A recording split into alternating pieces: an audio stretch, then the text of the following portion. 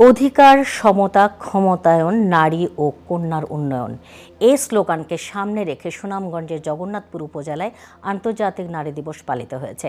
শনিবার সকাল 11টায় উপজেলা প্রশাসন ও উপজেলা মহিলা বিষয়ক কর্মকর্তার কার্যালয়ের আয়োজনে উপজেলা পরিষদ সম্মেলন কক্ষে অনুষ্ঠিত হয় আলোচনা সভা।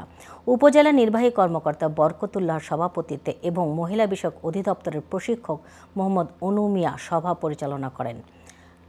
আলোচনা সভায় আরও বক্তব্য রাখেন জগন্নাথপুর উপজেলার সহকারী কমিশনার রিয়াদ বিন ইব্রাহিম ভূঁইয়া, উপজেলা প্রাণী সম্পদ কর্মকর্তা ডক্টর খালেদ সাইফুল্লাহ, উপজেলা এলজিডি কর্মকর্তা সৌরভ হোসেন, কৃষি কর্মকর্তা আকন্দ মিয়া, উপজেলা বিএনপির আহ্বায়ক আবু হুরাইয়া সাদ মাস্টার, জগন্নাথপুর প্রেস ক্লাবের সভাপতি তাজউদ্দিন আহমেদ সহ আরও অনেকে।